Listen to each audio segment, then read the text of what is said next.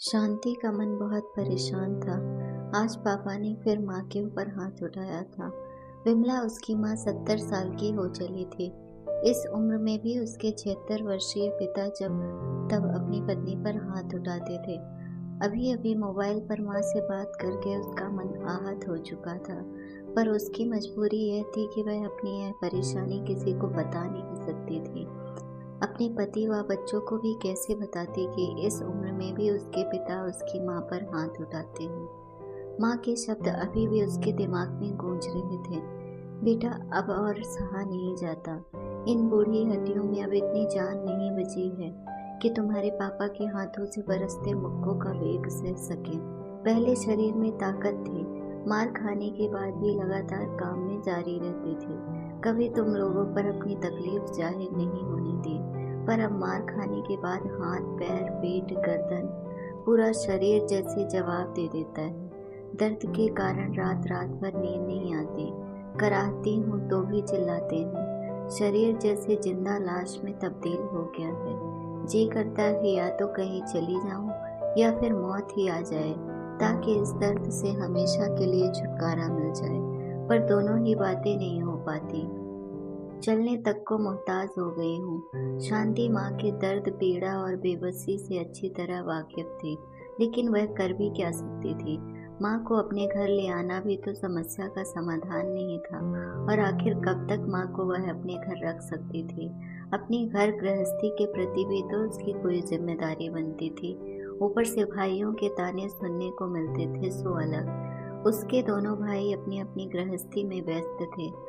अलग रह रहे माँ बाप की भी कभी कभी टोह ले लिया करते थे। वैसे तो बचपन से उसने अपनी माँ को पापा से मार खाते देखा था। घर के हर छोटे बड़े निर्णय पर माँ की चुप्पी व पिता के कथन की मुहर लगते देखा था। वह दोनों के स्वभाव से परिचित थी।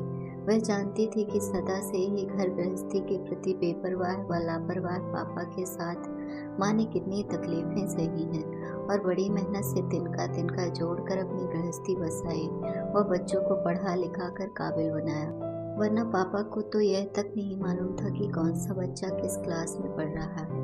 वे तो अपनी मौज मस्ती में ही सदा रमे रहे। उन दोनों के व्यक्तित्व व व्यवहार में जमीन आसमान का फर्क था।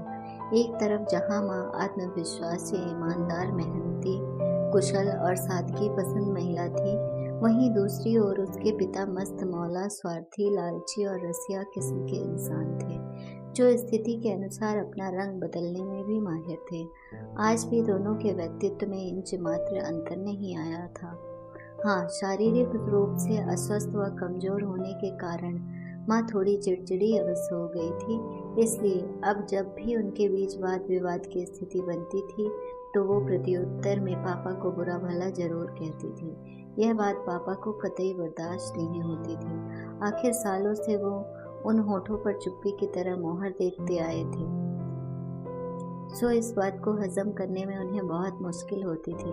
उनकी पत्नी उनसे जबान लड़ाती है। दोनों भाई भी यूं तो माँ को बहुत प्यार करते थे, लेकिन उनकी आपसी लड़ाई में अक्सर पापा का ही पक्ष लिया करते थे।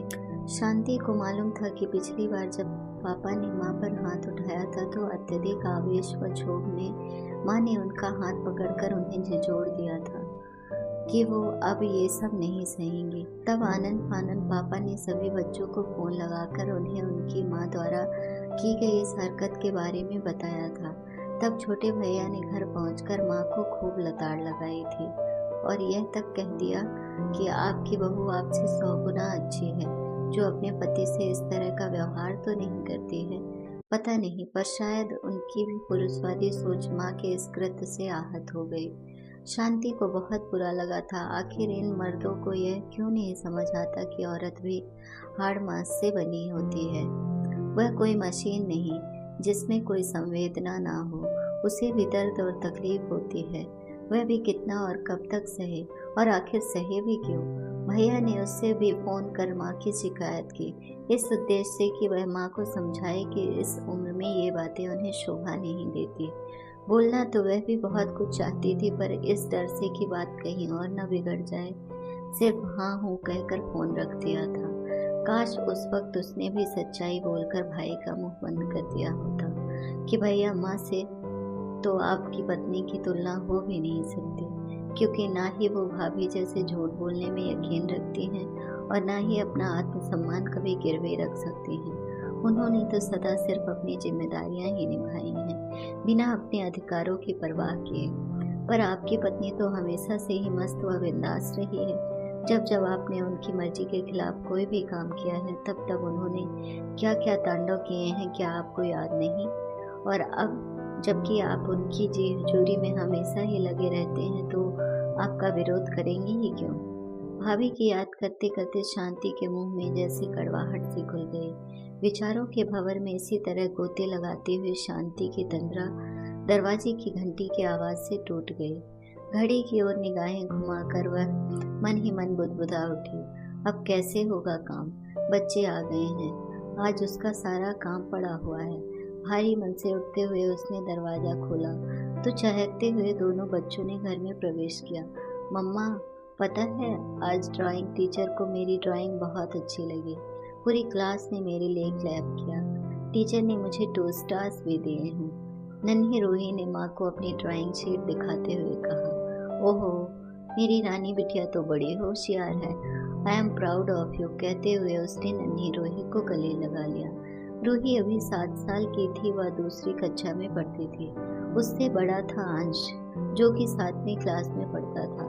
मम्मा, बहुत भूख लगी है, मेरे लिए पहले खाना लगा दो ना प्लीज। अंश अपना बैग रखते हुए बोला। ओके बच्चों, आप फ्रेश होकर आओ, तब तक मैं जल्दी से आपके लिए खाना परोसती हूँ, कहकर शांति किचन की तरफ चल दी। उसने अभी तक कुछ भी खाने को नहीं बनाया था, बस काम वाली काम करके घर जा चुकी थी, लेकिन उसने घर भी नहीं समेटा था। बच्चों की पसंद ध्यान में रखते हुए उसने जल्दी से गर्मा गर्म पराठे और आलू फ्राई बनाकर सॉस के साथ परोस दिया। बच्चों को खिलाते खिलाते भी उसके दिमाग में कुछ बातें चल रही थी। कुछ देर बाद उसने दोनों बच्चों को तैयार कर अपनी पड़ोसन दीपा के पास छोड़ा और खुद सीधा अपनी माँ के घर चल दी। वहाँ पहुँचकर पता चला कि पापा कहीं बाहर गए हैं। माँ की हालत देखकर उसकी रुलाई फूट पड़ी, पर अपने आंसुओं को जब्त कर वह बड़े ही शांत स्वर में बोली, माँ चलो तैयार हो जाओ, हमें पुलिस स्टेशन चलना है। लेकिन बेटा, एक बार और सोच ले, अभी बात ढकी हुई है, कल को आस पड़ोस, समाज, बिरादरी, नाते रिश्तेदारों तक फैल जाएगी। लोग क्या कहेंगे, बहुत बदनामी होगी हमारी, सब क्या सोचेंगे। माँ ने कुछ आराम से कहा, जिसको जो सोचना है सोच ले, मगर अब मैं आपको और जुल्म सहने नहीं दूंगी। माँ, तुम समझती क्यों नहीं हो? जुल्म सहना भी एक बहुत बड़ा अपराध है, और आज तक आप सब सहती आई हो। आपकी इसी सहनशीलता ने पापा को और प्रोत्साहित किया है, मगर अब पापा को यह बात समझनी ही होगी। आप पर हाथ उठाना उनके अधिकार में नहीं आता। माँ को तैयार कर ऑटो में उनका हाथ थामकर उनके साथ बैठी शांति ने जैसे मन ही मन ठान लिया था, अब बस पापा। अगर आपको हमारी स्टोरी अच्छी लगी हो तो अपने दोस्तों के साथ भी शेयर कीजिए और कमेंट में ज़रूर बताइए कि कैसी लगी हमारी ये कहानी।